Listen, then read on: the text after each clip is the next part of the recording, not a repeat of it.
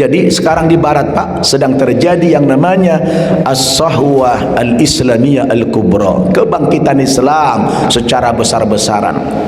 Coba Bapak Ibu nanti lihat di YouTube.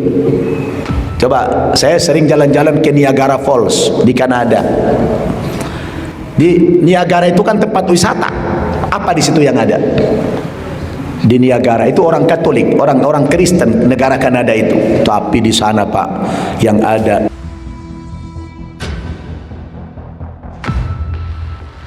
Alhamdulillah alladzi bi ni'matihi tatimmus shalihat. Alhamdulillah alladzi ahyana ba'dama amatana wa ilaihin nusyur. Wassalatu wassalamu ala Rasulillah Sayyidina Muhammad ibn Abdillah wa ala alihi wa ashabihi wa mawalah. Allahumma bika asbahna wa bika amsayna wa bika nahya wa bika namutu wa ilaihin nusyur. Asbahna ala fitratil Islam wa kalimatil ikhlas wa ala dini nabiyyina Muhammadin sallallahu alaihi wasallam wa ala millati abina Ibrahim hanifa wa ma kana minal musyrikin. Radina billahi rabba wa bil islami dina wa bi Muhammadin nabiyya wa rasulah. Amma ba'd. Yang saya hormati pengurus Masjid Al-Muhajirin, ini namanya Al-Muhajirin, berarti di sini masyarakatnya orang-orang yang hijrah ini, betul? Pendatang berarti banyak di sini. Yang saya hormati Imam Rawatib kita, tokoh-tokoh kita, mana Babe? Babe enggak kelihatan, Babe Sony lagi bisnis. Oh, sudah diwakili sama Onang ya, Bu Hajah Eva. Mudia pulang kampung. Tokoh muda kita mana nih? Vicky Naki enggak kelihatan. Hah? Di Jakarta? Mau kemari? Alhamdulillah. Ustadz muda kita Haji Muhammad Gohan Matondang, bapak-bapak, ibu-ibu, jamaah sholat subuh rahimakumullah. Alhamdulillah, walhamdulillah, thumma alhamdulillah. Pagi ini saya bersyukur kehadirat Allah Subhanahu wa taala bisa hadir dan silaturahmi di Masjid Al-Muhajirin ini atas permintaan khusus dari Onang, Ibu Hajah Eva ini. Bahkan mau disiapkan sarapan spesial. 2 hari yang lalu beliau telepon saya, Ustadz suka makan apa? Wah, saya bilang kalau saya mah enggak begitu repot ngurusnya, cukup siapkan lontong saja, saya bilang. Alhamdulillah. Ini ceramah saya yang ke-11 dan terakhir pula lagi. Jadi kalau suara saya sudah parau begini, mohon dimaklum.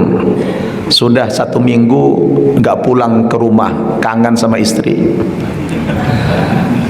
Saya tiba dari hari Sabtu yang lalu, terus ceramah ke Kabupaten Rokan Hulu, mutar-mutar di Rokan Hulu selama 3 hari, kemudian ke Duri, kemudian sampai ke Pulau Muda sana, ya, banjir Bono, apa, ombak Bono itu, zigzag dibuat Ustadz Gohan saya, ya. Nah, terakhir saya di sini nih, terdampar nih pagi ini. Siang nanti sudah kembali ke Jakarta. Tapi alhamdulillah, walaupun saya sangat lelah, begitu melihat Bapak Ibu antusias, hilang lelahnya saya. Semangat saya langsung alhamdulillah. Apalagi Ustaz Gohan tadi mengawali dengan membacakan profil saya. Ustaz Nababan ini, kata dia, bukan hanya dai nasional. Memang kalau ada orang saya bilang saya dai nasional, itu fitnah. Ya, itu fitnah. Yang benar adalah dai internasional. Oh. Ini bukan main ini. Jadi beruntung jamaah muhajirin dapat dai internasional pagi ini. Ini makhluk langka ini. Ya, alhamdulillah. Dan saya tidak menyangka kalau jamaah subuh itu ramai di sini, luar biasa. Ini jamaah daerah sini atau ada dari luar ini? Sini aja. Alhamdulillah. Cuma saya yang selalu sedih itu, kenapa ya yang hadir sholat subuh selalu remaja kolot. Anak-anak remajanya itu tidak kelihatan gitu ya. Masya Allah. Kalau fikih bukan remaja lagi, sebab bapak dia ya. Dari berapa bulan yang lalu sudah jadi bapak dia. Nah, sekarang kita rindu melihat anak-anak muda itu. Alhamdulillah, tadi Ustaz Gohan juga sudah testimoni bagaimana dulu dia datang ke Jakarta, terusir dari keluarga pasca berislam. Alhamdulillah, saya punya pesantren mu'allaf di Jakarta, sehingga mu'allaf yang terusir ini bisa kita selamatkan. Dan orang ini, dia ini memang cerdas Pak. Cerdasnya bukan main. Tidak sampai 1 bulan sudah lancar baca Quran. Masuk kuliah di perguruan tinggi Saudi, tidak sampai berapa bulan sudah mahir bahasa Arab. Bahkan bahasa Arab dia ini lebih mahir dari bahasa Bataknya. Nggak percaya silakan diuji. Alhamdulillah, dia pergi haji dulu itu bukan bayar, bukan ONH plus, di atas ONH plus lagi, VIP, undangan kerajaan Saudi Arabia, karena mu'allaf berprestasi, lancar bahasa Arab. Alhamdulillah, begitu dia haji terus bilang, Gohan, ente tidak boleh tinggal di Jakarta, mubazir. Ustaz-ustaz di sini saya bilang, udah kebanyakan ustaz, harus menyebar ke daerah-daerah, cukup saya aja yang jaga gawang, saya bilang.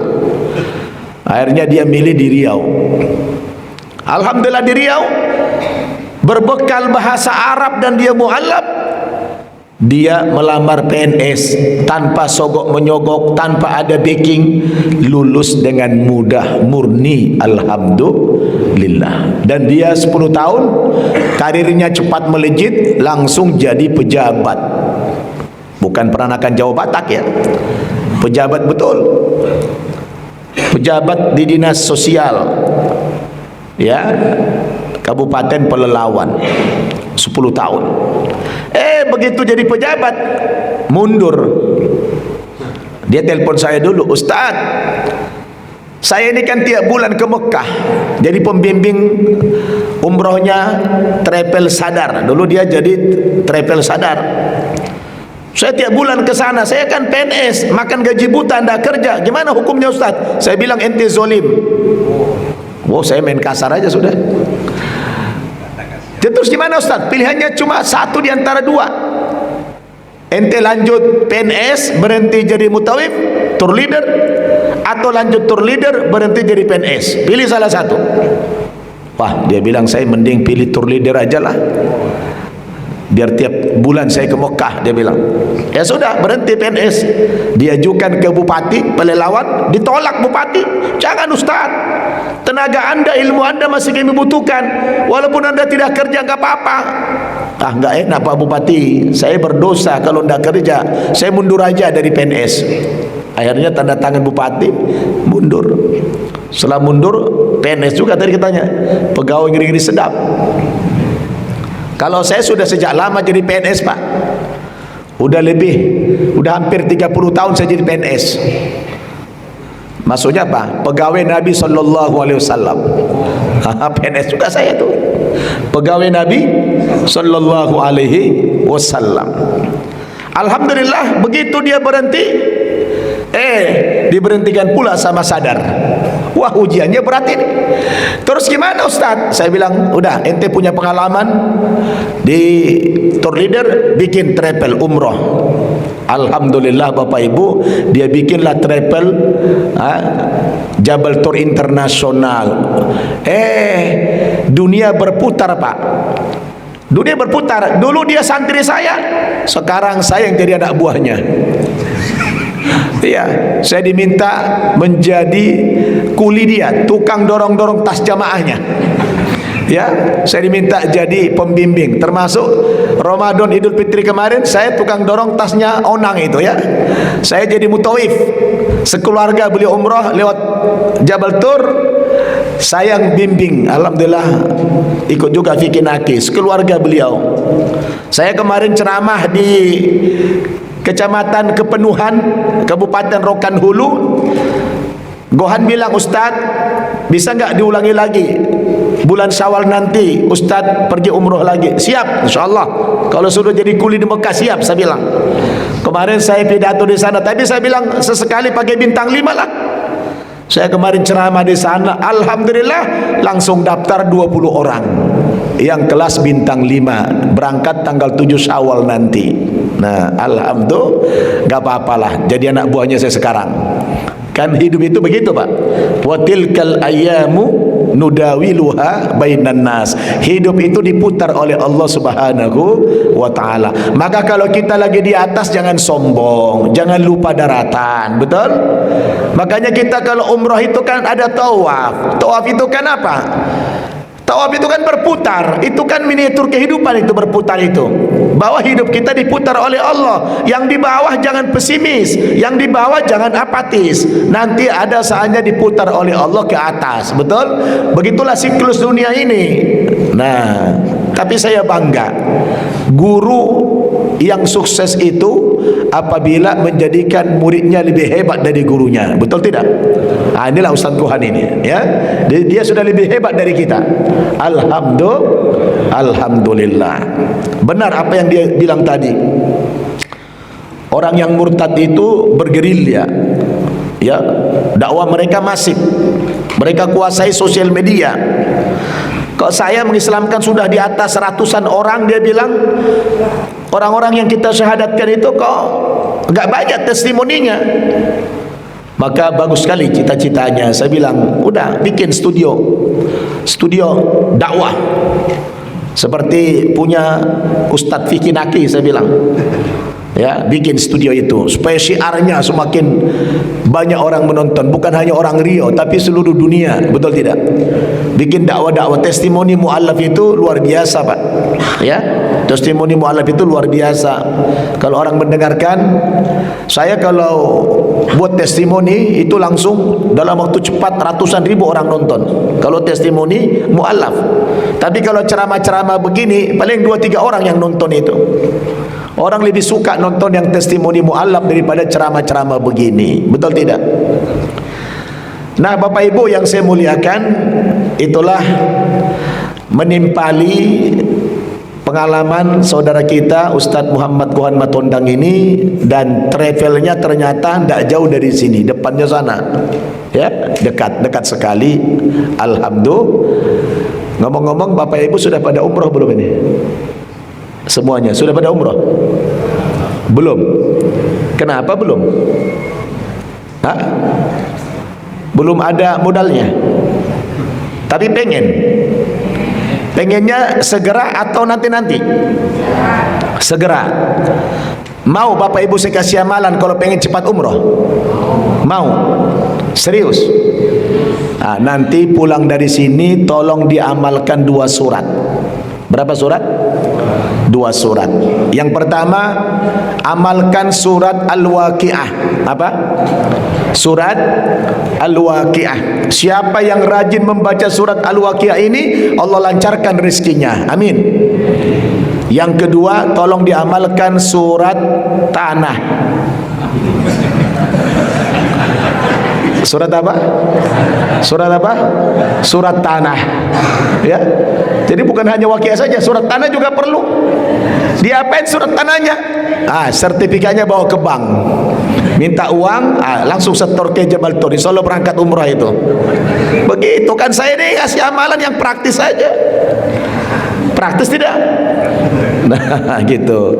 Kalau gitu cepat berangkat ke sana. Alhamdulillah. Tapi memang nggak semuanya orang bisa umroh atau haji itu dengan biaya pribadi. Maka sering saya sampaikan Bapak Ibu, orang yang bisa sampai ke tanah suci itu ada 3 faktor. Berapa? 3 faktor. Yang pertama faktor nisab. Apa? Nisab. Nisab itu apa? Dia sudah mampu istita'ah. Walillahi 'alan nasi hajjul baiti man istata'a ilaihi sabila. Diwajibkan bagi manusia melaksanakan ibadah haji ke tanah suci bagi orang yang istita'ah, orang yang mampu. Jadi faktor nisab, mampu. Yang kedua faktor nasab. Nasab artinya dia tidak mampu secara finansial, tapi keturunannya mungkin ayah ibunya kaya atau anaknya kaya, orang tuanya diberangkatkan haji atau umrah, itu namanya nasab. Nah yang ketiga faktor nasib. Nah ya, jadi ada nisab, nasab, nasib. Nah ulangi, nisab, nasab, nasib. Nah saya sama Gohan ini nasib. Hajinya haji nasib. Alhamdulillah saya pribadi sudah 5 kali haji. Kalau umroh jangan ditanya, dan itu tidak ada yang bayar itu. Jadi itu namanya nasib. Nasib, alhamdulillah. Bicara nisab, saya dulu ngontrak. Saya berangkat haji itu tahun 97 Pak. 5 tahun sesudah saya masuk Islam pergi haji saya. Itu juga nasibnya sama dengan Gohan ini. Undangan kerajaan Saudi Arabia. Saya juga dulu karena lancar bahasa Arab, mu'allab, dapat fasilitas itu juga. Alhamdulillah. Jadi saya sudah lebih dulu dari beliau ini. Nasib. Terus karena udah haji tahun 97, tahun 2006 ada travel Patuna namanya di Jakarta. Minta saya jadi pembimbing haji dan umrohnya. Alhamdulillah, nasib. Maka waktu saya pergi haji pertama Pak, saya kan kontrak itu bukan rumah, kontrak bedeng, nggak ada kamarnya. Maka saya tidak berani bikin acara walimatus safar. Biasanya kan orang kalau pergi haji itu kan pakai walimatus safar tuh, ya. Saya tidak berani Pak, karena nggak mungkin orang percaya rumah bedeng begitu pakai walimatus safar so-soan. Saya pergi itu Pak pakai baju-baju biasa aja, ya. Pulang pun saya tidak ada tanda-tanda sudah haji, karena saya malu ngaku sudah haji. Rumah ngontrak, ya, udah ngontrak, bukan rumah lagi, bedeng gitu saja. Ketika ada tetangga nanya, antum waktu itu 25 hari kemana aja? Biasanya kan subuh, selalu kita sholat subuh di masjid. Kemana ente? Kok lama kali tidak kelihatan? Ya saya jujur aja, alhamdulillah ya kemarin pergi haji Pak. Haji? Kok nggak ngasih tahu? Ya malu saya Pak. Serius? Nggak percaya dia. Jujur saya nggak berani, malu. Makanya saya Pak sampai hari ini di kartu nama tidak pernah saya bikin nama saya H Syamsul Arifin Nababan. Alasannya apa? Kalau saya bikin H itu saya juga nggak jujur, karena saya sudah 5 kali haji, jadi harus 5 hanya itu gitu. Betul tidak? Jadi saya nggak bikin itu. Itu hanya itu tidak pernah bayar itu, pembimbing saja. Kalau umrah jangan dihitung lagi dah. Saya juga sudah ke tanah suci kita yang ketiga di Aqsa, yang Nabi katakan la tushaddur rihal illa ila thalathati masajid. Jangan kamu paksakan bepergian kecuali dalam rangka mengunjungi 3 masjid, kata Nabi. Al-Masjidil Haram di Mekah, wa Masjidil Hadha, masjid ini di Madinah, Masjid Nabawi, wa Masjidil Aqsa, dan Masjid Al-Aqsa di Palestina. Untuk mengunjungi 3 masjid ini merangka-rangka pun boleh kita lakukan. Alhamdulillah Pak, Bu, saya sudah mengunjungi semua tempat-tempat suci agama-agama samawi. Saya sudah mengunjungi 3 tempat suci umat Islam. Saya juga sudah mengunjungi tempat suci orang Kristen Protestan di Yerusalem. Sudah 2 kali saya ke sana. Saya juga sudah naik ke Bukit Golgata, tempat Yesus disalib. Saya juga sudah pergi ke tempat suci orang Katolik di Vatikan. Jadi alhamdulillah sudah ada perbandingan bagi saya. Begitu lihat, oh, makin mantap iman Islam kita kalau sudah ada perbandingan. Akhirnya kita mengatakan, alhamdulillah ya Allah, pilihan saya masuk Islam itu tidak salah lagi. Ini sudah benar. Kenapa? Ada perbandingan, ada muqaranah. Betul tidak? Jadi kita harus ada perbandingan, Pak. Ente salah, yang benar yang gimana? Nggak tahu saya. Oh, bisa nyalakan tapi tidak bisa membenarkan. Ada nggak orang Indonesia kayak begitu? Banyak. Taunya menyalahkan aja, membenarkan tidak bisa. Jadi Bapak Ibu Saudara, jangan khawatir. Kita tidak selamanya bisa sampai ke tanah suci dengan kemampuan pribadi. Allah memberikan kita banyak jalan.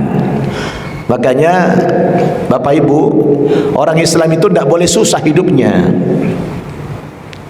Kita jangan jadi orang miskin, ya, nggak boleh jadi orang miskin orang Islam itu. Karena kata Nabi, ya, al-mu'minul qawi khairun minal mu'minid dha'if. Mukmin yang kuat itu lebih hebat daripada mukmin yang lemah. Kita kuat, bastotan fil jismi wa bastotan fil ilmi wa bastotan fil mali.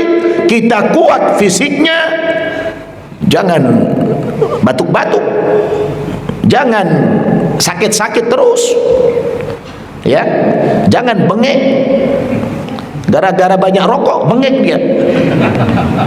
Tapi alhamdulillah Bu, jamaah al-muhajirin ini dari tadi saya perhatikan tidak ada yang merokok.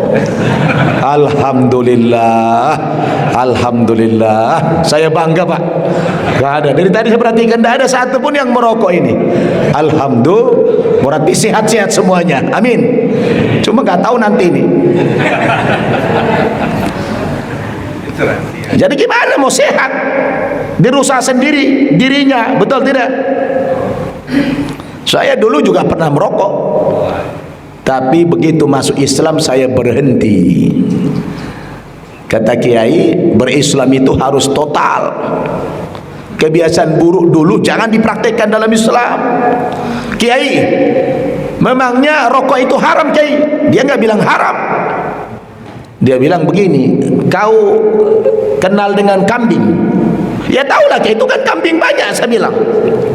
Nah, coba saya tanya ente, kambing makanannya apa? Saya bilang rumput. Oh, saya dulu di Jember, banyak tembakau. Gini deh, dia bilang sama saya, coba kau ambil itu tembakau, 1 lembar tembakau. Terus Kiai, kau kasih makan tuh kambing di kandang tuh, kasih makan pakai tembakau itu. Siap Kiai? Kalau Kiai sudah perintah, tidak boleh dibantah. Berangkat saya, kasih itu dimakan kambing. Kambingnya ogah, tidak mau kambing makan tembakau.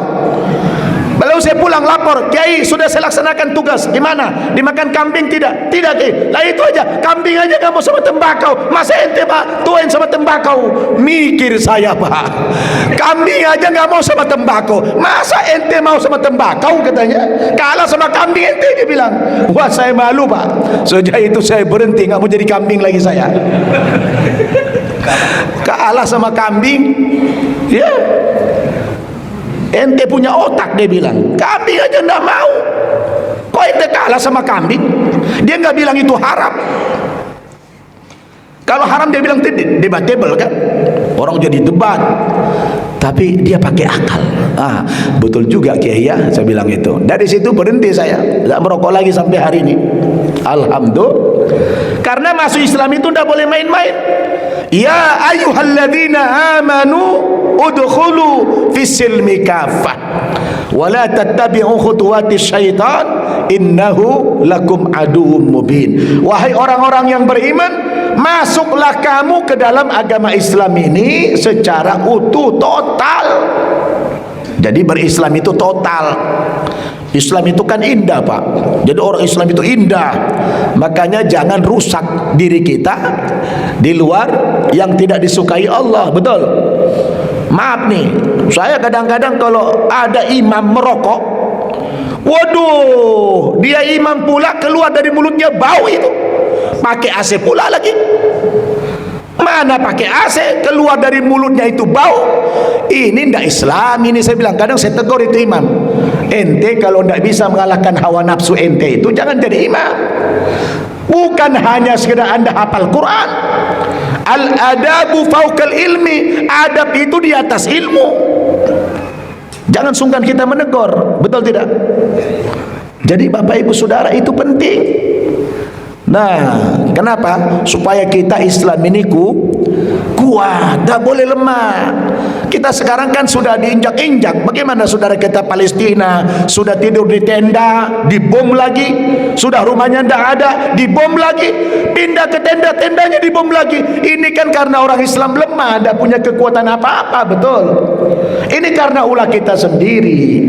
Al-Quran kan sudah memberikan informasi sama kita. Walan tarda angkal yahudu walan nasara hatta tattabi'a millatahum.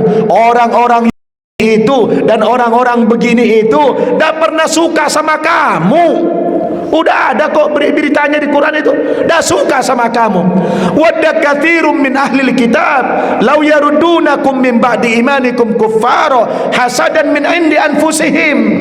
Datang nih tokoh mudanya nih. Nah.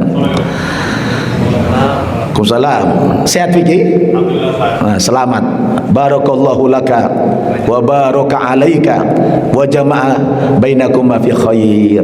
Dia baru nikah nih, tapi enggak kasih tahu, dia enggak undang-undang. Selamat, alhamdulillah. Ternyata sudah menghasilkan. Baru berapa bulan sudah menghasilkan, saya dengar. Alhamdulillah. Pabriknya bagus. Alhamdulillah. Jadi orang Islam itu harus kuat, enggak boleh lemah. Coba, ada berapa rukun Islam, Pak? Bu, rukun Islam berapa? 5. Coba perhatikan, dari 5 rukun Islam ini, 2 sudah mengisyaratkan kita harus jadi orang kaya. Apa itu? Yang pertama, zakat. Apa? Yang zakat siapa? Orang miskin atau orang kaya? Orang kaya. Yang kedua apa? Haji. Yang haji siapa? Miskin apa kaya? Orang kaya. 2 dari 5 rukun Islam sudah mengisyaratkan kita harus mampu. Maka kata Nabi, al-mu'minul qawi khairun minal mu'minid dhaif. Tadi mukmin yang kuat lebih hebat daripada mukmin yang lemah. Kuat dalam segala aspek kehidupan. Kuat fisiknya, kuat akalnya, kuat ilmunya, kuat hartanya. Maka di dalam Al-Quran itu sudah ada petunjuk bagaimana kiat-kiat supaya kita jadi orang kaya, jadi orang hebat. Ada petunjuknya. Kalau ini dipraktikkan orang Islam, insya Allah kita kaya raya. Amin. Ustaz, bukannya kaya dan miskin itu ketentuan dari Allah? Betul. Tapi kan miskin menurut kita beda dengan miskin menurut orang di Saudi Arabia sana. Kalau miskin di kita ini, Pak, betul-betul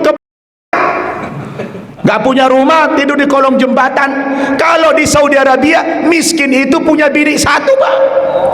1 bini, dia itu miskin kalau di sana.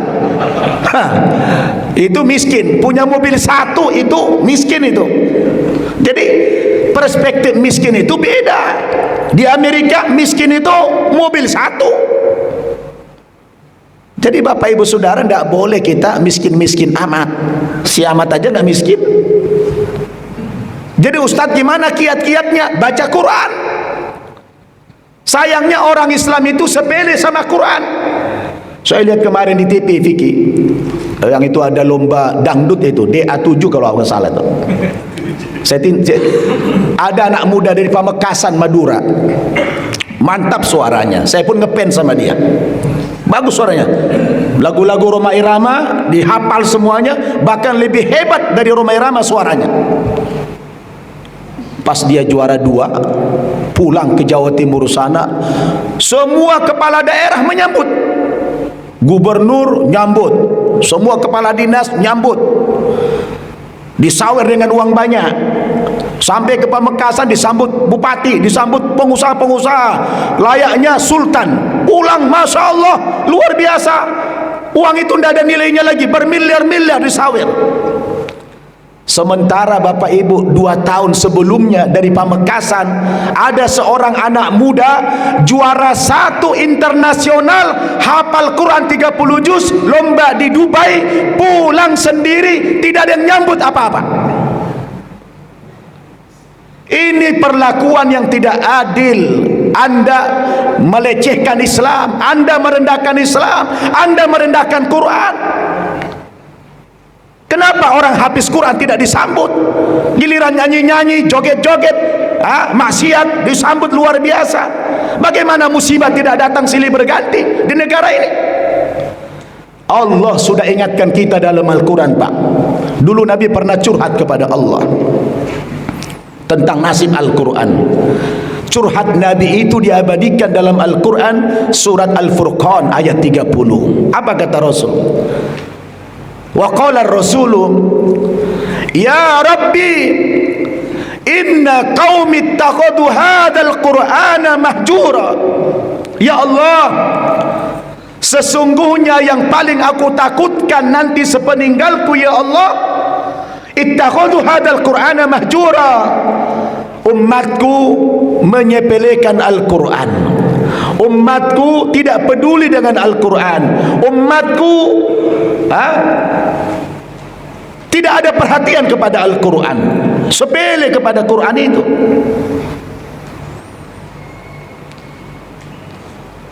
Nabi tidak pernah curhat kalau urusan ekonomi. Ya Allah, bagaimana nanti umatku miskin, melarat? Nah, Nabi nggak pikirin itu. Nabi takut Bapak Ibu kalau dia sudah meninggal, nasib Al-Quran itu diabaikan, disepelekan oleh manusia, oleh umatnya. Kira-kira sudah terjadi belum, Pak? Sudah terjadi belum, Bu? Coba kita sekarang orang Islam, kalau anak kita jelek rapot matematikanya, fisikanya, biologinya, langsung diundang guru private ke rumah dengan bayaran yang mahal. Ada nggak orang tua anaknya tidak bisa bahasa Arab, tidak bisa baca Quran, dia panggil guru private? Tidak ada, jarang itu. Kalaupun ada guru-guru ngaji dipanggil, gajinya cuma 100.000 sebulan, ongkos pun tidak cukup. Coba kalau guru fisika itu jutaan dia bayar, betul tidak? Ada perlakuan yang tidak adil terhadap agama ini. Zalim kita kepada Allah, betul tidak? Kita ini hidup, siapa yang ngasih kita hidup? Allah Subhanahu wa ta'ala. Apa jadinya dunia ini kalau kita sudah jauh daripada Al-Quran, Bapak Ibu Saudara, betul tidak? Padahal orang non muslim itu, Pak, orang kafir itu yang ditakuti dari Islam ini cuma 2 saja. Berapa, Pak? Berapa, Bu? Cuma 2 yang ditakuti dari umat Islam ini. Yang pertama apa? Orang kafir itu paling takut dengan persatuan umat Islam. Kalau umat Islam sudah bersatu, takut banget mereka. Maka kata Nabi, alaikum bil jamaah fa inna ma ya'kulu dhi'bu minal ghanamil qasiyah. Hendaklah kamu selalu berjamaah, karena sesungguhnya serigala-serigala itu hanya akan menerkam kambing-kambing yang berpusah dari rombongannya. Jamaah itu, Pak, satu kekuatan yang luar biasa. Makanya Solat sendiri, Pak, lebih khusyuk daripada solat berjamaah, betul tidak? Tapi kenapa solat berjamaah lebih besar pahalanya daripada solat sendiri? Nah, itu dia. Karena Islam ini agama yang selalu mengedepankan kehidupan sosial. Tidak boleh hidup pribadi-pribadi. Kita ini makhluk sosial, harus bermasyarakat. Makanya berjamaah pahalanya lebih besar. Lebih khusyuk solat sendiri, betul tidak? Tapi pahalanya cuma 1. Kalau berjamaah 27. Kenapa begitu? Karena Allah merahmati orang yang berjamaah. Yadullahi fauqal jamaah. Tangan Allah berada di atas jamaah. Maka jamaah itu, kehidupan sosial itu penting. Coba nanti kalau orang mati, Pak, rata-rata menyesal. Kalau dia menyesal, dia minta hidup. Apa dia bilang? Laula akhartani ila ajalin qarib fa asaddaqa wa akum minas solihin. Ya Allah, seandainya kau tunda kematianku ya Allah, barang satu saat saja, sejam saja kau tunda kematianku ya Allah, maka saya akan melakukan apa? Fa'asoddaqah, saya akan sedekahkan semua hartaku. Dia tidak bilang Pak usolli, saya akan solat karena kemarin solatku tidak beres. Fa'asumu, saya akan puasa, tidak. Fa'hujju, saya akan pergi haji, tidak. Tapi orang kalau dikasih kesempatan hidup 1 jam saja, cita-citanya apa Pak? Dia akan sedekah. Kenapa? Karena kalau solat buat dirinya, puasa hanya buat dirinya, haji buat dirinya. Tapi kalau sedekah itu buat umum, sedekah itu sosial, betul tidak? Maka pahala sosial itu lebih besar daripada pahala pribadi. Itulah Islam. Maka saya kadang-kadang Pak, kalau dakwah di Amerika itu, saya itu langsung nanjak imannya begini, ya. Tapi kalau saya ceramah di Indonesia dari Aceh sampai Papua, iman saya datar-datar saja, tidak ada yang menginspirasi. Tapi kalau di Amerika itu Pak, kadang-kadang kalau sholat subuh begini bisa 3-4 saf. Iseng-iseng kita tanya itu, brother, Anda sholat di sini ini sholat berjamaah ya tiap subuh, kalau boleh tahu berapa jauh jarak rumahmu dengan masjid? Yang paling dekat menjawab, Pak, yang paling dekat rumahnya dengan masjid, dia bilang apa? Rata-rata saya 1 hour itu drive, 1 jam saya nyupir, bawa mobil, 1 jam pakai mobil, Pak, 1 jam pakai mobil, bukan jalan kaki, 1 jam pakai mobil. Kira-kira berapa kilo itu? Hah? Saya kalau saya di Jakarta, kalau lagi buru-buru ke bandara, itu 1 menit bisa 2,5 kilo.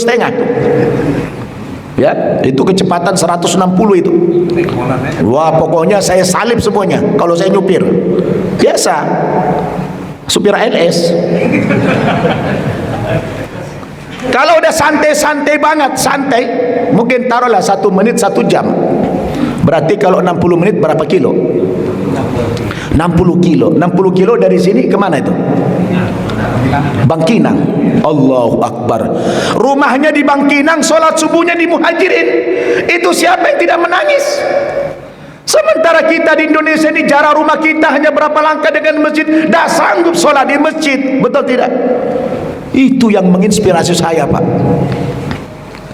Maka tidak heran kalau di barat hari ini Islam itu bangkit, karena orang-orang yang minoritas di sana itu Bapak Ibu Saudara, dia punya komitmen yang luar biasa terhadap Islam, sehingga Allah berikan cahaya di mana-mana. Sebenarnya orang-orang barat itu waduh menghajar Islam luar biasa. Kita kalau nonton TV itu setiap hari hujatan, menghina Nabi, menghina Islam. Tapi kenapa pula tiap hari orang masuk Islam? Ini kebenaran janji Allah, yuriduna ayutfi'u nurallahi biafwahihim wa ya'ballahu illa ayutimma nurahu walau karihal kafirun. Mereka orang-orang kafir berusaha memadamkan cahaya Islam ini dengan apa? Dengan mulut mereka, dengan ucapan mereka, dengan propaganda-propaganda mereka. Mereka mengatakan Islam teroris, Islam sadis, Islam ekstremis. Tapi Allah justru buat Islam itu cahayanya semakin terang di mana-mana, yang ditandai dengan orang masuk Islam, berbondong-bondong orang masuk Islam. Coba lihat sekarang Pak, apa kota terbesar di dunia sekarang yang paling besar? Kota apa? Hah? Yang tahu Bapak Ibu apa kota paling besar di dunia? New York di Amerika. Siapa wali kotanya sekarang? Orang Islam, Zohran Mamdani. Dia tokoh sosialis. Dulu dia nggak pernah sholat itu. Sosialis itu komunis kalau kita sekarang. Tapi begitu dia muslim, begitu dia jadi wali kota, dilantik tanggal 1 Januari kemarin, dia terang-terangan mengaku, "I am Muslim, saya muslim." Dulu nggak sholat, tapi sekarang begitu jadi pejabat dia sholat Jumat pindah-pindah. Karena di kota Manhattan itu Pak, saya hitung-hitung belasan masjid di situ. Pindah-pindah dia sholat Jumat. Padahal dulu dia nggak pernah sholat itu. Dia bangga dengan keislamannya setelah dia jadi pejabat itu. Alhamdulillah. Ini karena apa? Komitmen saudara kita di barat itu terhadap Islam itu luar biasa. Jadi sekarang di barat Pak sedang terjadi yang namanya as-sahwah al-islamiyah al-kubra, kebangkitan Islam secara besar-besaran. Coba Bapak Ibu nanti lihat di YouTube. Coba, saya sering jalan-jalan ke Niagara Falls di Kanada. Di Niagara itu kan tempat wisata. Apa di situ yang ada? Di Niagara itu orang Katolik, orang Kristen negara Kanada itu. Tapi di sana Pak, yang ada Islamic Center. Di Niagara itu Islamic Center. Nanti kapan-kapan Vicky ke sana lah. Ya, biar lihat bagaimana. Udah pernah belum ke Niagara, Vicky? Belum ya? Niagara Center, Niagara Falls itu dari Toronto naik mobil 2,5 jam. Ya, itu daerah timur itu. Itu di East Coast, ya, pantai timur sana. Itu Islam itu Masya Allah Bapak Ibu, berkibar. Tiap hari orang masuk Islam itu. Saya pernah tanya bule yang masuk Islam, kenapa Anda masuk Islam? Dia bilang, alasannya yang pertama, di sini ini pajak penghasilan dia kalau dia bekerja itu kan besar di Amerika, 35% Pak, 35% pajaknya. Belum lagi kalau dia ke gereja dipungut lagi 10%, persepuluhan namanya. Jadi sudah 45%. Berapa lagi sama dia? Dia harus bayar kontrakan, harus makan, harus transportasi, harus bayar listrik, bayar keamanan. Waduh, tidak ada sisa. Akhirnya dia hijrah, dapat hidayah masuk Islam. Lalu dia bilang apa? Dulu saya meninggalkan agama Kristen karena takut bayar persepuluhan. Begitu saya Muslim ternyata pungutannya lebih gede lagi. Bukan cuma 10%, 20%, lebih daripada itu. Cuma anehnya Ustadz, dia bilang, saya di Islam ini makin gede sedekah saya, kok makin besar pula gantinya. Saya dulu keluar 10%, kok nggak diganti? Saya bilang, saya berkelakar, kenapa nggak diganti? Maaf, saya bilang, dulu Tuhanmu mati, saya bilang. Makanya nggak diganti, karena nggak hidup Tuhanmu, saya bilang. Kalau dalam Islam ini Tuhannya hidup, dia melihat, dia maha tahu, dia maha membalas. Betul tidak? Allah katakan, matalul ladzina yunfiquna amwalahum fi sabilillah kamathali habbatin ambata sab'a sanabila fi kulli sumbulatin mi'atu habba wallahu yudha'ifu liman yasha wallahu wasi'un alim. Perumpamaan orang yang berinfak di jalan Allah sama seperti yang menanam sebutir padi. Dari sebutir padi tumbuh menjadi 7 tangkai, masing-masing tangkai menghasilkan 100 butir padi, sudah 700 itu. Betul tidak? Saya dulu pernah punya pengalaman juga, yakin saya dengan janji Allah itu. Tapi saya sedekahnya bukan sama orang yang banyak, sedekah sama ibu saya, sama orang tua saya, sama mak saya.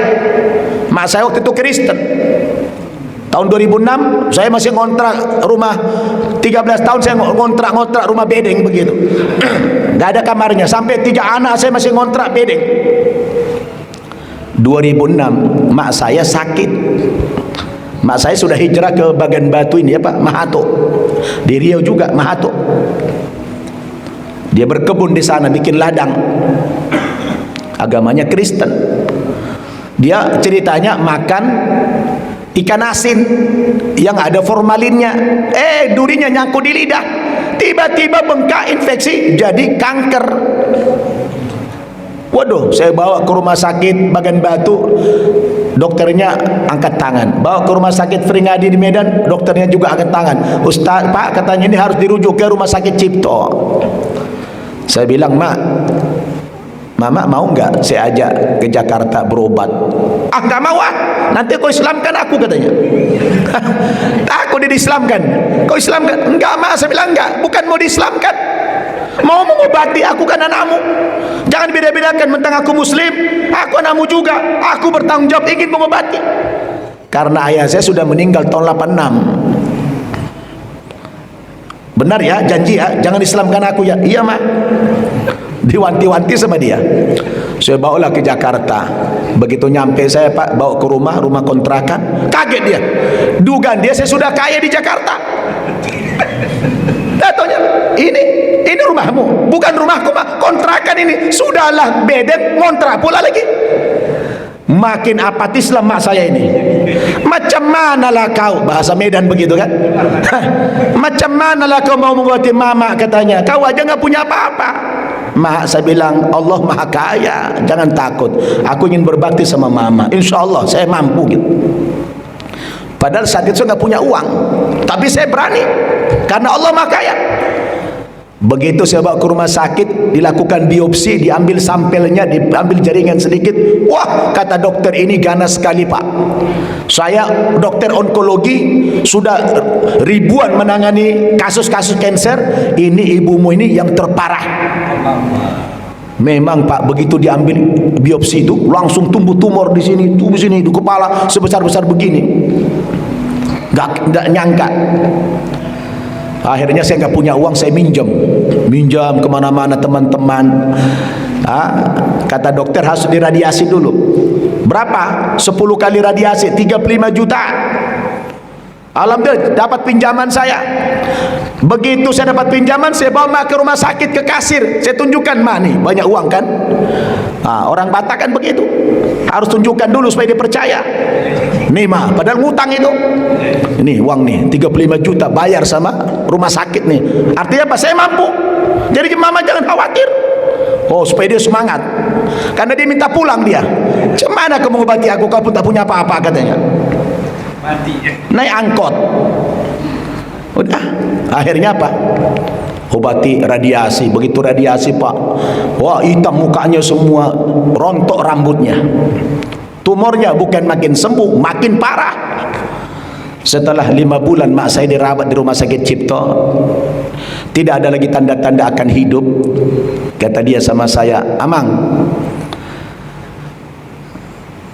ini mama nggak ada lagi harapan hidup. Cuma mama umur nanya apa mak? Kalau aku nanti mati, maunya kau mendoakan mama? Saya pun kaget dengan pertanyaan itu. Kenapa mama minta doa dari aku? Aku kan muslim, kenapa nggak dari anak mama yang Kristen? Dia bilang, aku lihat cuma kau yang paling soleh. Ma, saya bilang, ini bukan urusan mau atau tidak mau, tetapi ini tak ada gunanya aku berdoa karena nggak sampai. Kecuali mama harus seiman dengan aku, baru aku bisa mendoakan. Kalau begitu Islamkanlah aku, katanya. Waduh, karena dia spontan Islamkanlah aku, saya pikir ini terpaksa. Ya sudah. Besok datang saya ke rumah sakit lagi karena dia bermalam di situ 5 bulan sudah. Dia tanya, jadinya mama masuk Islam itu hari kedua nih. Wah, kayaknya sudah hidayah ini, saya pikirkan. Pas besoknya lagi datang saya, apa dibilang, kapan ya mama diislamkan, nanti keburu mati, katanya. Waduh, ini benar-benar hidayah ini. Saya langsung datang ke dokter, minta izin, dok, saya minta izin mama mau pulang ke rumah dulu. Nggak boleh kata dokter, karena udah selang di mana-mana. Nggak apa-apa dok, kalaupun mak saya nanti mati di jalan, nggak apa-apa, saya tanggung jawab. Tanggung jawab ya? Iya dok. Tulis perjanjian, tanda tangan, bawa pulang, panggil itu RT RW supaya jadi saksi pengislaman mak. Begitu mak saya syahadatkan, tertati-tati lidahnya sudah hancur. Begitu dia syahadat, saya suruh dia sujud. Mak, sujudlah, bilang ucapkan terima kasih kepada Allah, jangan kepada Yesus lagi, saya bilang. Dia sujud, dia nangis begini-begini sampai dia jatuh pingsan mak saya. Begitu pingsan, sadar, saya bangunkan, saya peluk dia. Ma, kenapa mama tadi waktu sujud mama langsung nangisnya luar biasa sampai pingsan? Apa yang mama rasakan? Dia bilang, umurku sudah setua ini, sudah 65 tahun umurku. Kepala aku ini belum pernah aku letakkan ke bumi dalam rangka sujud kepada Tuhan. Waktu kau suruh aku tadi sujud itu seperti dadaku berdebar-debar, jantungku berdebar. Dia bilang, aku terharu, maka aku nangis karena aku sudah 65 tahun 2006 yang lalu. Maka kepala aku biasa terantuk ke pohon-pohon, tapi bukan sujud. Tapi sekarang kau suruh aku sujud, itu yang mendebarkan hatiku, katanya. Saya pun nangis, saya peluk dia. Akhirnya saya bawa ke rumah sakit lagi balik. 2 minggu kemudian mak saya koma. 1,5 bulan kemudian dia meninggal dunia. Alhamdulillah 2 bulan sebelum meninggal dia masuk Islam. Apa yang terjadi Bapak Ibu? Begitu mak saya meninggal dunia hari Kamis subuh, Saya kebetulan tidak di situ, adik yang nungguin. Pas azan subuh dia menghembuskan napas terakhir. Adik saya telepon, bang, mak kita sudah meninggal dunia. Saya pun menjerit. Saya habis sholat subuh buru-buru berangkat ke rumah sakit. Saya bayar. Tiba-tiba jam 8 pagi, pada saat saya mau ambil mak di kamar mayat pakai ambulan, tiba-tiba Pak Bu, ada seorang ibu telepon saya dari Terepel Patuna, namanya Bu Ida. Assalamualaikum. Waalaikumsalam. Ini Ustadz Nababan ya? Iya Bu. Ustadz, saya dari Terepel Patuna mau minta tolong sama antum, minggu depan pergi umroh gratis, bawa jemaah kami 45 orang. Ustadz bisa enggak? Saya bilang bisa Bu. Saya langsung sujud nangis saya. Ya Allah, cepat kali pembalasanmu ya Allah. Mak saya masih di kamar mayat, kau sudah undang aku ke tanah suci dengan gratis ya Allah. Saya bilang, Bu Ida maaf, saya masih di kamar mayat, bisa enggak ibu telepon saya 1 jam lagi? Insya Allah saya bisa Bu. Saya bilang, ya inna lillahi wa inna ilaihi rajiun. Turut belasungkawa Ustaz. Baik Ustaz, nanti Ustaz saya telepon. 1 jam kemudian mau sampai rumah, dia telepon lagi saya. Ustaz sudah sampai belum? Belum Bu. Boleh diganggu? Bisa Bu. Ustaz gimana? Bisa, minggu depan berkat? Bisa Bu. Ustaz punya paspor? Ada Bu. Tolong diantar sama siapa kayak nanti besok kalau sudah lagi senggang paspornya. Siap Bu. Sampailah rumah jam 11-an, buru-buru saya mandikan, saya solatkan di masjid. Saudara-saudara saya yang Kristen tidak saya kabari dulu. Habis solat saya kubur. Begitu saya kubur baru beritahu abang saya, saudara-saudara, bang, mau ngabarin apa? Mak kita sudah tiada. Kapan? Tadi pagi jam 5 pagi meninggal. Loh kok baru sekarang kau beritahu? Mak bang, aku sibuk. Sibuk apa? Kenapa waktu meninggal kau tidak beritahu saya? Jadi sekarang mak di mana? Saya bilang, mak kita sudah saya kubur. Apa-apaan kau? Kurang ajar kau. Mama meninggal kau kubur begitu saja tanpa kau beritahu kami. Kami siapa kau pandang? Mak bang, mama kita kebetulan 2 bulan yang lalu sudah masuk Islam. Jadi dalam Islam tidak boleh ditunda-tunda. Tidak bisa. Saya harus berangkat ke Jakarta, saya gali kuburan mak, saya bawa jasadnya pulang ke Medan. Bang, silakan bang, ini saya kirim alamatnya, abang saya antar ke kuburan. Nanti kalau sudah sampai di sini, kalau abang berani menggali, silakan digali kuburan mak. Begitu abang gali, abang sekalian saya masukkan di dalam, saya bilang. Saya ancam dia begitu. Abang saya masukkan ke dalam sekalian, saya bilang. Alhamdulillah Pak, gak berani datang abang saya itu. Dan dia sudah meninggal juga 3 tahun yang lalu.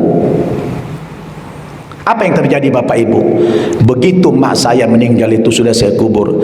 Rezeki saya itu Pak seperti air terjun yang tidak bisa saya bendung lagi. Kayak air terjun. Bayangin tiba-tiba ada undangan ceramah dari Jerman, ada undangan ceramah dari Australia, ada undangan ceramah dari Amerika, ada undangan ceramah dari Kanada. Belum saya ini Bapak Ibu bukan ustadz yang kondang. Saya waktu itu ustadz kondangan saja. Bukan ustadz yang viral, ustadz biasa-biasa saja, guru mengaji saja.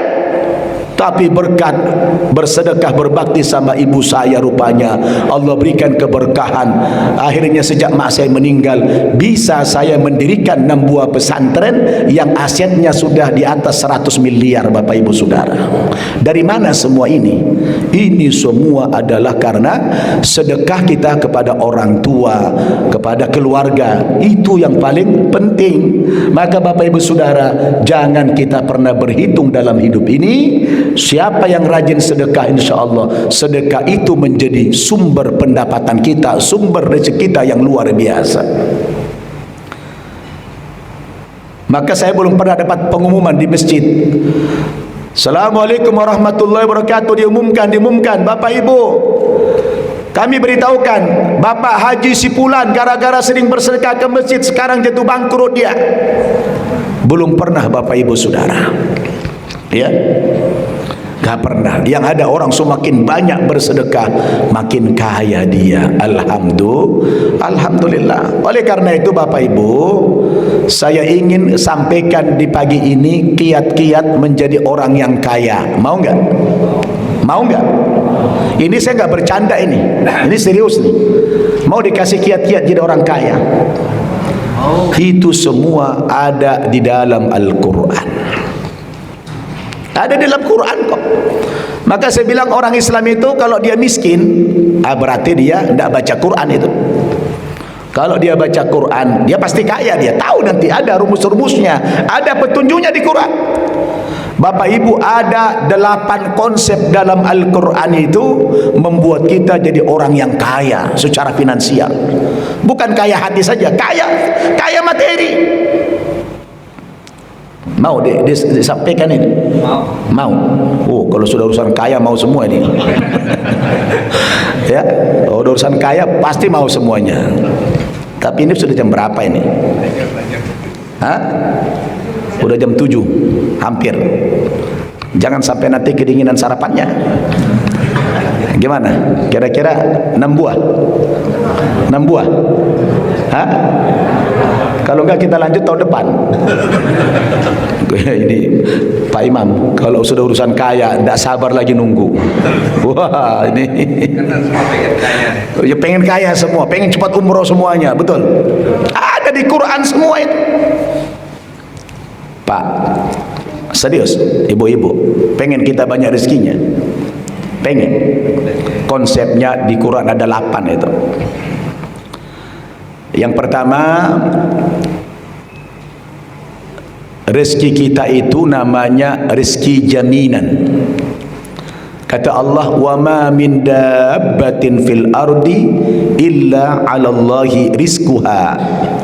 Tidak ada makhluk hidup yang melata di muka bumi ini kecuali sudah dijamin rezekinya oleh Allah Subhanahu wa taala. Semua makhluk hidup, mau dia muslim, mau dia kafir, mau dia salat, mau tidak salat, sudah dijamin rezekinya sama Allah. Tapi rezeki jaminan ini rahasia, nggak diberitahu berapa banyaknya.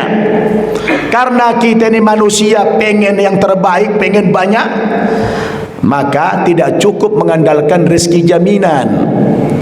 Harus ada lagi rezeki tambahan. Dari mana sumbernya? Ada 7 pintu lagi.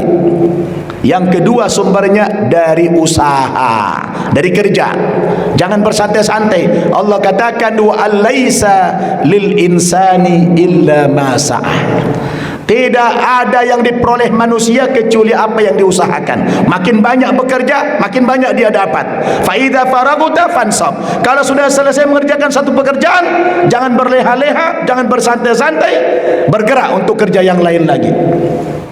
Supaya bertambah rezekinya dari usaha. Yang ketiga apa? Sumber rezekinya dari banyak-banyak bersyukur. Syukur akan menambah rezeki. Allah katakan, la in syakartum la azidannakum wa la in kafartum inna adzabi lasyadid. Kalau kamu pandai bersyukur, kami tambah rezekinya itu. Ditambah sama Allah, bukan dikurangi. Tapi kalau kamu kufur, lambat atau cepat nikmat itu dirubah menjadi bala. Maka oleh kita sering bilang kalau dapat nikmat apa? Terima kasih. Tahu Bapak Ibu? Paham filosofinya terima kasih itu? Apa maksudnya terima kasih itu? Terima kasih lagi. Itulah namanya terima kasih. Kita kebanyakan terima tapi nggak pernah ngasih orang. Jadi jangan bilang terima kasih. Terima ya, terima aja. Jangan bilang kasih. Kalau terima, kasih lagi ke orang lain, bukan kepada dia. Dia ngasih ke kita, mungkin ke orang lain kasih. Betul tidak? Itulah makna terima kasih. Ini seringkali bilang terima kasih ya, tapi bakhil. Itu Anda gak jujur. Kalau mau bilang terima kasih harus jujur. Habis terima kasih lagi. Jadi kita distributor rizki. Nah, salurkan kepada yang lain. Jangan dimakan sendiri. Nah, itu namanya terima kasih. Maka banyak bersyukur menambah rizki. Yang keempat apa? Banyak-banyak beristighfar. Ternyata Pak, selama ini ustadz-ustadz mendoktrin kita disuruh istighfar itu hanya supaya diampuni dosanya. Enggak. Banyak istighfar itu bukan hanya mengampuni dosa, tapi menjadi sumber harta. Allah katakan dalam surat Nuh ayat 10 itu, faqultu astaghfiru rabbakum innahu kana ghaffara yursilis sama alaikum midrara wa yumditkum bi amwalin wa banin. Ucapkanlah istighfar yang banyak kepada Tuhanmu. Astaghfirullah, astaghfirullah, astaghfirullah. Allahumma anta rabbi, la ilaha illa anta khalaqtani wa ana abduka wa ana ala ahdika wa wa'dika mastata'tu. A'udzu bika min syarri ma sana'tu. Abu'u laka bi ni'matika alayya wa abu'u bi dhanbi faghfir li fa innahu la yaghfiru dzunuba illa anta fa innahu wa kana Allah itu Maha Pengampun. Habis itu apa? Kalau kamu banyak-banyak istighfar, nanti kata Allah, yursilis sama alaikum midrara. Allah akan menurunkan kepada kamu hujan yang lebat. Dengan hujan yang lebat itu tanam-tanaman kamu menjadi subur, irigasi kamu menjadi lancar, sehingga membuat kamu wa yumditkum bi amwalin wa banin. Allah berikan kamu harta yang banyak dan keturunan yang banyak. Jadi Pak, banyak istighfar itu bukan hanya mengampuni dosa, tapi mendatangkan harta yang banyak. Banyak-banyaklah istighfar, istighfar, istighfar. Baru yang kelima, dari mana sumber rezekinya? Dari bertakwa. Allah mengatakan, wa may yattaqillaha yaj'al lahu makhraja wa yarzuqhu min haitsu la yahtasib. Orang bilang ini ayat 1000 dinar. Siapa yang bertakwa kepada Allah secara konsisten, Allah keluarkan dia dari semua kesulitan hidup dan diberikan dia rezeki dari jalan yang tidak pernah dia duga.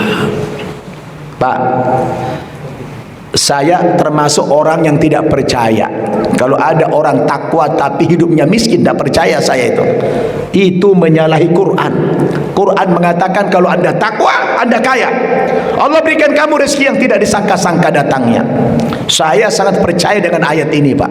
Saya buktikan, alhamdulillah, yakin saya dengan ayat itu. Jadi Bapak Ibu Saudara, di dalam Quran ada orang tanya saya, Ustaz, kenapa dalam praktek hidup yang banyak kaya itu orang non muslim, orang kafir? Saya bilang begini, memang di Quran itu rumusnya yang cepat kaya itu cuma dua. Pertama, kalau dia kafir kaya aja. Nanti baca dalam surat Al-An'am ayat 44. Allah mengatakan apa? Falamma nasu ma dzukkiru bihi fatahna alaihim abwaaba kulli syai' hatta idza farihu bima utu akhadnahum bagutatan fa idahum mublisun. Maka tatkala manusia kafir, durhaka, ingkar kepada Allah, semakin dia kafir, semakin kami bukakan keran-keran rezekinya, kata Allah Subhanahu wa taala. Keran-keran rezeki orang kafir semakin dibuka oleh Allah Subhanahu wa taala sehingga dia menjadi kaya raya. Tapi kekayaannya itu cuma istidraj saja. Allah berikan dia kaya karena dia kafir. Sebab kalau Allah dah turuti maunya dia, dia akan membuat kerusakan di muka bumi ini, menumpahkan darah, membuat kekacauan. Maka Allah kasih dia kaya. Karena dunia jannatul kafirin, dunia ini surganya orang-orang kafir. Nanti di akhirat mereka tidak punya kapling surga. Maka begitu dia mati, fa idzahum mublisun, mereka menjadi orang yang paling menyesal, kata Allah Subhanahu wa taala. Jadi orang kafir itu Pak dikasih Allah kesempatan mereka menikmati dunia ini, maka kaya-kaya di mana-mana dia. Tapi orang Islam juga bisa kaya. Dengan cara apa? Dengan takwa. Jadi orang kaya raya itu dengan dua jalan, dengan cara takwa atau dengan cara kafir. Kalau kafir tidak berkah, kalau cara takwa dia berkah. Betul tidak? Jadi Bapak Ibu Saudara, sudah ada semua rumusnya di Quran itu. Tapi rezeki mereka istidraj. Kalau orang Islam itu yang takwa, berkah rezekinya. Sudah berapa tadi? Udah berapa tadi? Satu apa tadi? Rezeki jaminan. Dua, usaha. Hafal cepat nih. Waduh, kalau sudah mau bicara kaya cepat banget hafalnya. Yang ketiga apa tadi? Bersyukur. Yang keempat, banyak istighfar. Yang kelima, takwa. Ya Allah, hebat betul. Kayaknya udah gak sabar jadi orang kaya nih. Sekali ngomong hafal langsung. Luar biasa itu. Berapa lagi? Oh kan masih ingat dia, 3 lagi katanya. Yang 3 tahun depan ya. Hah? Nanggung juga. Ya Allah, kayaknya penasaran banget nih. Harus kandas juga semuanya. Ya. Oh, ya udahlah, dituntaskan aja lah. Yang keenam apa? Rizkinya, sumbernya dari banyak-banyak sedekah. Man dzalladzi yuqridullaha qardan hasana fayudha'ifahu lahu at'afan katsira, kata Allah.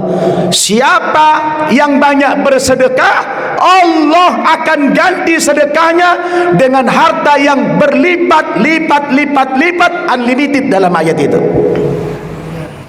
Terutama habis solat subuh begini Pak, begitu keluar habis solat subuh Bapak cari di mana orang miskin, langsung belikan dia apa namanya nasi lemak atau lontong, atau kasih dia uang.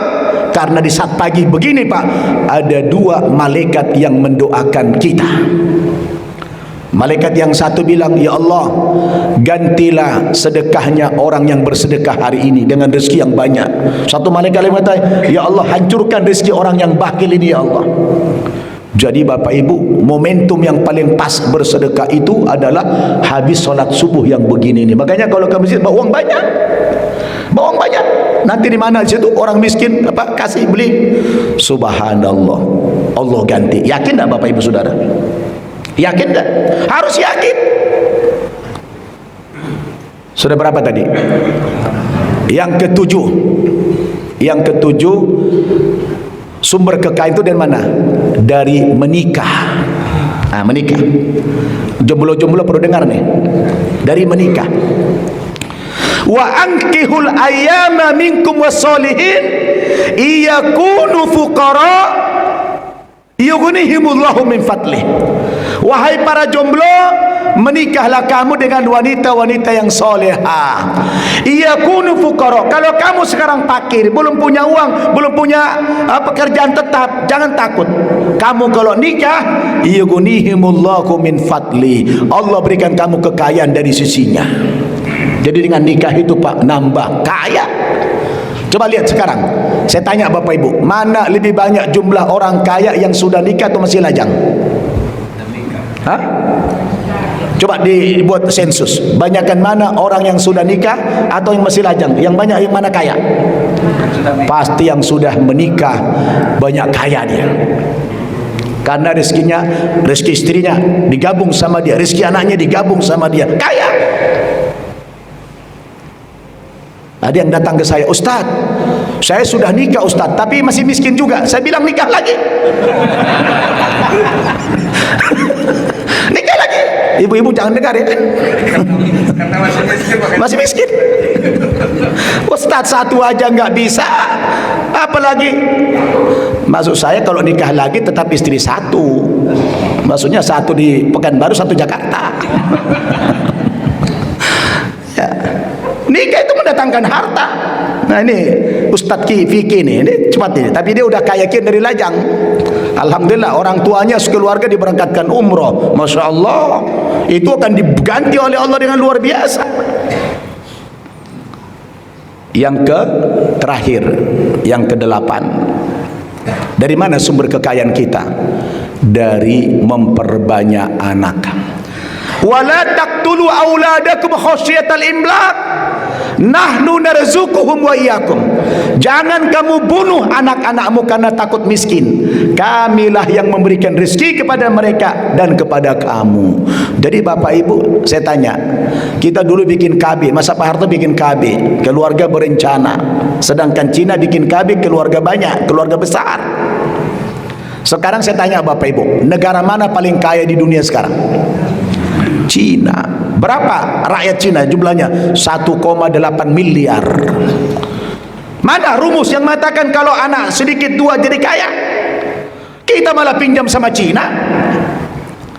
Berarti betul kata Allah, la taqtulu auladakum khasyatal imlaq. Jangan kamu bunuh anak-anakmu karena takut miskin kamu. Nahnu narzuquhum wa iyyakum. Kami yang berikan rezeki dia dan kamu juga, kata Allah Subhanahu wa taala. Makanya begitu anak lahir sudah ada rezekinya itu. Ini Bapak Ibu yang ditinggalkan oleh umat Islam. Kenapa kita miskin? Kenapa masa itu kebelangsat? Ada lagi kalau kerja-kerja kasar itu gak sholat dia. Ditanya kenapa anda tidak sholat? Kotor Ustaz celana saya. Apa hubungannya kotor? Najis tidak? Kalau tidak najis cuma kotor, sholat boleh, sholat sah. Kalaupun najis gak ada lagi, buka, masuk kamar mandi, lepas celanamu, cuci, peras, datang ke masjid sholat. Atau anda pergi kerja bawa sarung. Kalau anda niat mau sholat, bawa sarung. Kan sudah tahu kerjanya kasar, nanti kotor, bawa sarung ke masjid, bawa sarung tempat kerja. Jadi sudah miskin tak sholat lagi. Apa bahagia apa yang di dunia ini? Sudah dunianya kengsara, akhirat lebih kebelangsat lagi. Jadi Bapak Ibu Saudara, ini kelemahan kita orang Islam. Makanya baca Quran, jangan hanya dunia yang dibangga-banggakan. Giliran nyanyi-nyanyi, wah dihargai bermiliar-miliar, itu Quran orang hafiz tidak ada yang nyambut. Inilah kelemahan kita, sehingga datanglah bencana yang bertubi-tubi di mana-mana. Betul? Jadi muliakanlah agama itu Bapak Ibu Saudara. Di mana ada taklim datangin, ya, supaya kita paham akan agama ini. Makin dalam ilmu kita, makin luas wawasan Islam kita, makin dekat kita kepada Allah Subhanahu wa taala. Maka semakin mudah hidup kita, karena Allah katakan, "Wa man a'rada an dzikri fa inna lahu ma'isyatan dongka wa nahsyuruhu yaumal qiyamati a'ma." Barang siapa yang berpaling dari Al-Qur'an, berpaling dari Allah Subhanahu wa taala, pasti kami berikan dia kehidupan yang sempit, paling tidak sempit dada dia. Betul? Hartanya ada, tapi karena tidak sholat, tidak ibadah, selalu dia gelisah, jiwanya tidak tenang, pikirannya tidak tenang. Betul tidak? Karena yang mendatangkan ketenangan itu bukan harta semata, tapi kalau kita banyak dekat dengan Allah, zikir kepada Allah, baca Quran, itu mendatangkan kebahagiaan dalam kehidupan kita. Mudah-mudahan ceramah yang cukup panjang ini bermanfaat kepada kita semuanya. Ini bukan pendek ini. Ini pengalaman saya kuliah subuh terlama di dunia ini. Ya, saya juga biasa kuliah subuh tapi nggak pernah sampai begini. Ini terpanjang nih. Ya. Ini karena terakhir ya Pak, tidak apa-apa. Karena saya lihat Bapak Ibu antusias, begitu semangat, tidak apa-apa. Bonus, ya, bonus. Orang tadi tinggal 3 aja nggak mau, masih selesaikan aja terus. Jadi Bapak Ibu Saudara, mudah-mudahan dari tausiah kita di pagi hari ini bisa membangkitkan spiritual kita, membangkitkan semangat hidup kita. Jangan jauh daripada Al-Quran. Kalau sudah baca Quran, insya Allah kita menjadi umat yang kuat dalam segala aspek kehidupan. Hargailah agama itu, hargailah ulama-ulama kita, hargailah Islam ini, hargailah ilmu pengetahuan itu, terutama ilmu agama ini. Maka Bapak Ibu, dengan demikian insya Allah hidup kita akan berkah. Terima kasih kepada semua pengurus, terutama Onang yang sudah capek-capek menyiapkan sarapan spesial. Mudah-mudahan Allah balas dengan pahala yang berlipat ganda. Dan mohon doakan saya pulang siang ini ke Jakarta, semoga selamat sampai tujuan, berkumpul dengan keluarga lagi. Insya Allah di lain kesempatan nanti bulan Maulid saya mau di safari dakwah lagi sama Ustadz Gohan ini, keliling-keliling lagi insya Allah. Ya, dan terima kasih Pak Imam yang sangat luar biasa tadi fasihnya membaca ayat. Mudah-mudahan terus kita semakin tenang hidup kita ini. Amin ya rabbal alamin. Mohon maaf kalau ada kekurangan. Mari kita tutup dengan doa kafaratul majlis. Subhanakallahumma wa bihamdika asyhadu an la ilaha illa anta astaghfiruka wa atubu ilaik. Wassalamualaikum warahmatullahi wabarakatuh.